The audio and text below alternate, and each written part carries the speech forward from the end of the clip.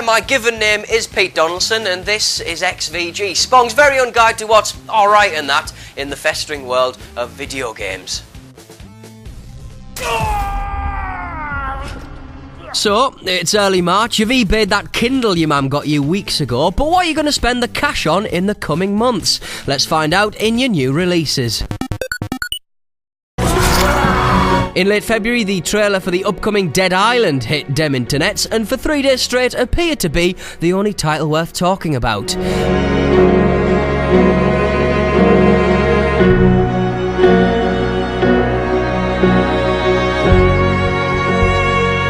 Now, it's important not to generalise. Unless you're a general, then it's of paramount importance. But putting zombies in games always well and truly smacks of desperation. I mean, let's be honest, from the zombie Nazis from whatever the last Wolfenstein game was, to the equally dull zombies from Red Dead Redemption, they've quite frankly been done to death. Ha ha ha!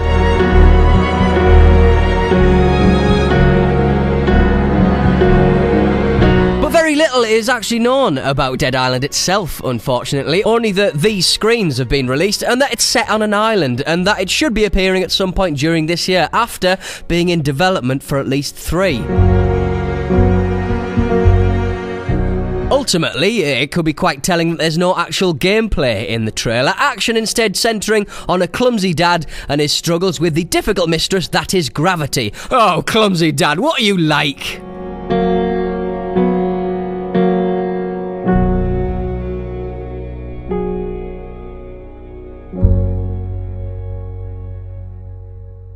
The darling month of May should see detective thriller LA Noire hit the shelves. Hit the shelves until the shelves are dead!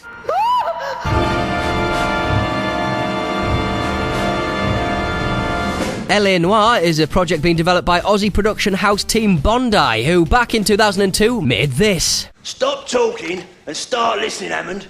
You're in no position to be making demands. No, that's not a Top Gear production meeting. That's the polished but ultimately flawed The Getaway on the PlayStation 2. What have we got? 2 stiffs. Overdose. This time round, the high-resolution Mockney Grit has been replaced with an equally well-rendered 1940s Los Angeles. You needed the money, so you killed her. That's not true, goddammit! Mad Men's Aaron Staton provides the lead character's likeness, and character is very much the operative word. The facial animation is the one thing that sets this title apart from pretty much anything else that's gone before. Put simply, it's absolutely breathtaking. Looking forward to this one. We're done for now. Also jumping through an impromptu tear in the space-time continuum in the next couple of months is the long-awaited sequel to 2007 sleeper hit Portal 1, titled Portal 2. Where do they come up with these crazy names?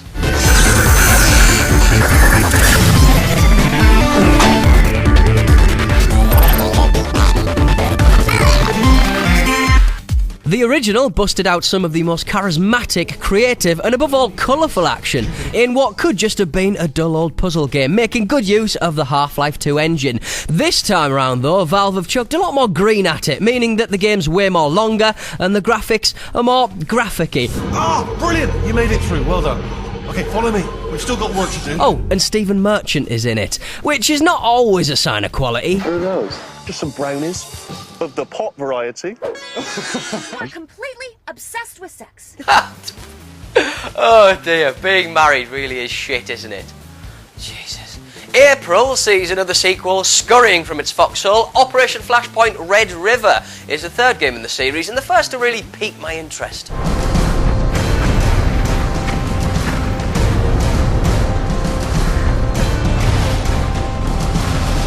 After a profitable slew of Call of Duty games, which felt like big overblown flick books within which you have very little to do except duck, look at oily puddles, and burly men saying, "Follow me." So it's refreshing for a game to provide you with a little bit more. From the ad hoc weapon mods familiar to most under-resourced squaddies to the 4-man assault teams, this is a far more thoughtful, let's just say, authentic attempt at a first-person shooter.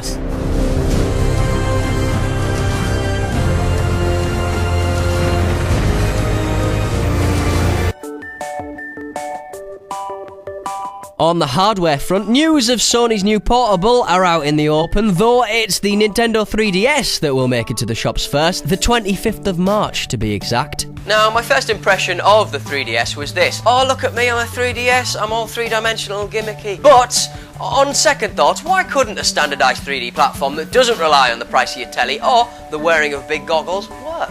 After all, if Nintendo knows anything, it's the handheld market. Moreover, the day one launch titles, whereas not being particularly breathtaking, there's at least a decent mix of genres to choose from, and as long as the 3DS's much vaunted anti-hacking measures can hold for at least a few months, it might just be a financial success in the long term as well. Oh no, wait, they've already hacked it. What was that, like a day?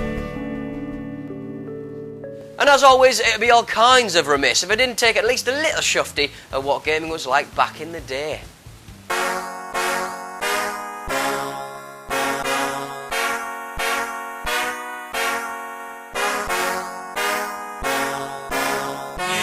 This time round, I thought we'd go right back to 1989 and in turn 1861, for this is North and South. Available for seemingly pretty much every video game system around back then, North and South was an action strategy game based on the American Civil War.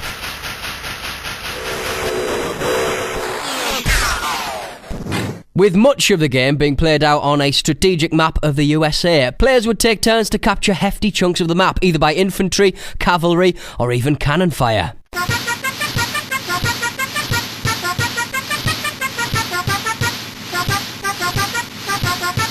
Being an exercise in strategy in the loosest form possible, the whole experience was littered with sub-games and surprise events. When you weren't in the middle of a side-scrolling platform knife 'em up, you were having a tomahawk lobbed at you by a neighbouring American Indian tribe. The game was refreshingly shallow, bloody difficult, but had a wonderful offbeat quality that's really hard to reproduce. All in all, North and South was a proper giggle.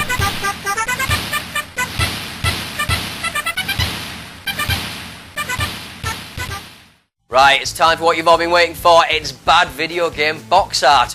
We take a look at some game boxes where the artist really shouldn't have bothered. In at 3 this time round, Party Babies. It's a vision of hell. That one has a 40-year-old's haircut, that one has no nipples, and that one appears to be haunting the others from beyond the grave. In at 2, Judas's spleen. That's a piece of crap. Finally for now, in at 1, oh god, I'm not touching that.